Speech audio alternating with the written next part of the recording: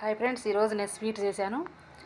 కొంచెం బియ్యం పిండి తీసుకొని అందులో కొంచెం అంటే బియ్యం పిండి ఒక 3 స్పూన్లు, శనగపిండి ఒక 2 స్పూన్లు, మళ్ళీ గోధుమ పిండి 2 స్పూన్లు, మొత్తం కొంచెం మామూలుగా ఇట్లా పిసుక్కొని తర్వాతకి ఒక అరసోడు వాటర్ పోసుకొని బాగా పిసికి కలిపి మన అట్ల పిండాల తయారైద్దండి.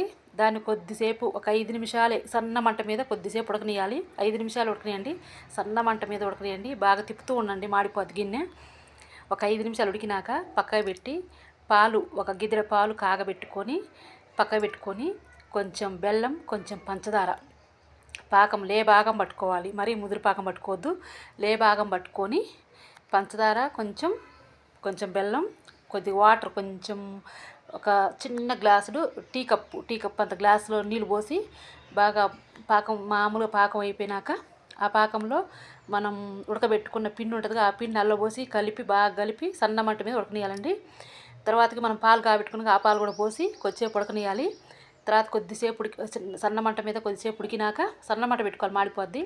కొద్దిసేపు ఉడికినాక కొద్దిగా 2 స్పూన్లు నెయ్యి వేసుకుంటే, దించే ముందు 2 స్పూన్లు నెయ్యి వేసుకొని బాగా ఉడికినాక సన్న మంట మీద కొద్దిసేపు ఒక 5 నిమిషాలు ఉడికినాక స్టవ్ బంద్ చేసి ఒక ప్లేట్లో పోసుకొని ఇలా ఒక గిన్నెకి నెయ్యి రాసుకోండి. అడుగున ప్లేట్కి నెయ్యి రాసుకోవాలి, కొంచెం అంతా నెయ్యి రాసుకొని ప్లేట్కి, ఆ ప్లేట్ మీద ఈ స్వీట్ పోయాలండి.